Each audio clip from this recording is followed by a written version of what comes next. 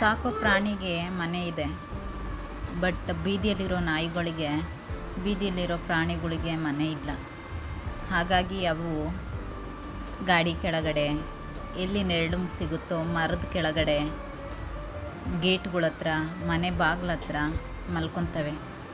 ದಯವಿಟ್ಟು ಎಲ್ಲರಲ್ಲೂ ಒಂದು ವಿನಂತಿ ಏನಪ್ಪ ಅಂದರೆ, ನನ್ನ ಮನವಿ, ಗಾಡಿಗಳು ಎತ್ತೋಗ ಕಾರುಗಳು ಮತ್ತು ಟೆಂಪೋ ಲಾರಿ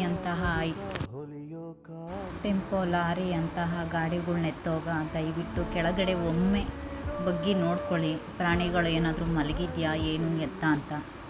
ಯಾಕಂದರೆ ನಾವು ನೋಡ್ದಿರ ಎತ್ತಿದ್ರೆ ಒಂದು ಜೀವ ಅನ್ಯಾಯವಾಗಿ ಸತ್ತೋಗುತ್ತೆ. ಇದೇ ಇನ್ಸಿಡೆಂಟು ಮೊನ್ನೆ ನಮ್ಮ ಮನೆ ಹತ್ರ ಆಯಿತು. ಕಾರ್ ಕೆಳಗಡೆ ಬೀದಿ ನಾಯಿ ಮಲಗಿತ್ತು. ಆ ಮನುಷ್ಯ ಕಾರ್ ಎತ್ತೋಗ ಈ ನೋಡ್ದಿರಂಗೆ ಕಾರ್ ಎತ್ಬಿಟ್ಟ. ಪಾಪ ಗಾಡಿ ಅದ್ರ ಮೇಲೆ ಹೋಗ್ಬಿಡ್ತು. ಅದಕ್ಕೆ ಸಿಕ್ಕಾಪಟ್ಟೆ ನೋವಾಯಿತು ಫ್ರೆಂಡ್ಸ್. ಆಮೇಲೆ ಆಸ್ಪತ್ರೆಗೆ